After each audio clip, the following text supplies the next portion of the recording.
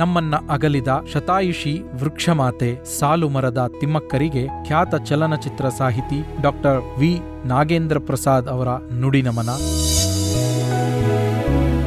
ನೆಟ್ಟ ಮರಗಳ ಲೆಕ್ಕ ಇಟ್ಟವಳಲ್ಲ, ಕೊಟ್ಟ ಉಸಿರಿನ ಲೆಕ್ಕ ಹೇಳಿಲ್ಲ. ಹೆಜ್ಜೆ ಹೆಜ್ಜೆಯ ಬಸಿರಿಂದ ಹಸಿರ ಹೆತ್ತವಳು, ಅಂಗೈ ಮೊಲೆಯುಣಿಸಿ ನೀರ ಹನಿಸಿದವಳು. ಅಕ್ಕ ಅನಿಸಿಕೊಂಡ ಅವ್ವ ಬಿತ್ತಿದ ವೃಕ್ಷದಕ್ಷರ ಮಿಗಿಲು.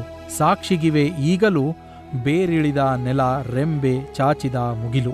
ಈ ಅಕ್ಕ ಕಲಿಸಿದ ಪಾಠ ದೊಡ್ಡದು. ಸಹಜೀವನ ಅಂದರೆ ನೆರೆಯಾಗಿ ಬದುಕಿ ಬಿಡುವುದಲ್ಲ, ಗೆರೆ ಹಾಕಿ ನಂಜು ಕಾರುವುದಲ್ಲ.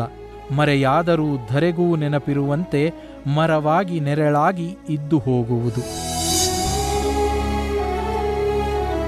ಹೋಗಿ ಬಾರಕ್ಕ, ನೀ ಮುಟ್ಟಿದ ಸಹಸ್ರ ಸಹಸ್ರ ಬೇರುಗಳ ಕಣ್ಣೀರು ನಮಗೆ ಕಾಣುವುದಿಲ್ಲ.